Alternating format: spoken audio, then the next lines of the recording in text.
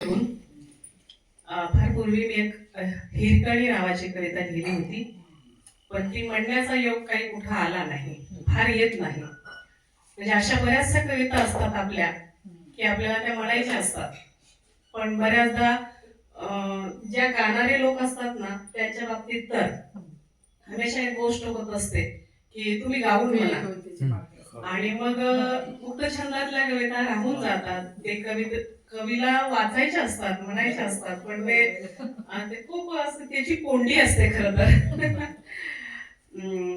हिरकणी नावाची कविता आपल्या समोर ठेवते. हिरा, तूच खरी संस्कृतीची वारस. हिरा, तूच खरी संस्कृतीची वारस. फाटक्या संसाराची लिपछाप करताना कड्या इतकी तुझी उत्तुंग उंची हिरकणी नावाच्या अलौकिक इतिहासालाही तोलता आली नाही. चुलीची सरपण काळी पहाटेचं सडा सारवण आणि संध्याकाळच्या तुळशी दिव्या सगट दुभत्या गुराढोरांची तुला काळजी होती सासूरवासी नसल्यामुळे. सासूरवासी नसल्यामुळेच रायगडावर दहीदूध विकताना बुडालेल्या सूर्याचं आणि गडाच्या वाटा बंद करणाऱ्या तटबंदीचंही तुला राहिलं नाही फाल.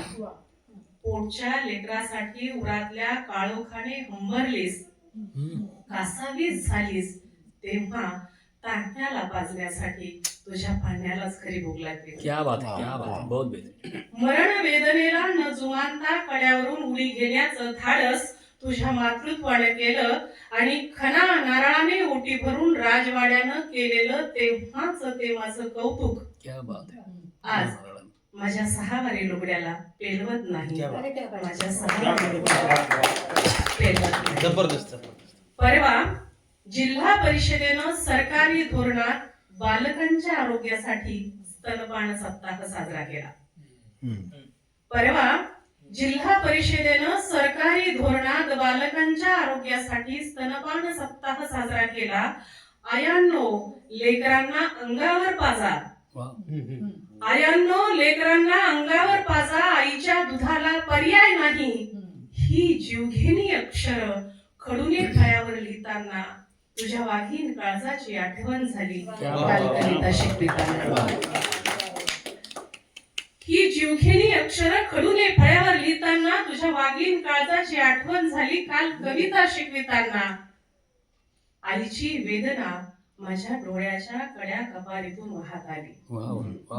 आईची वेदना माझ्या डोळ्याच्या कड्या कपारीतून वाहत आली.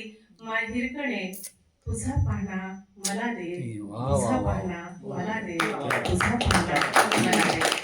आणि एक थोडीशी सभागृहाची माफी मागून एक छोटीशी, अगदीच छोटीशी रचना जी स्वरूपात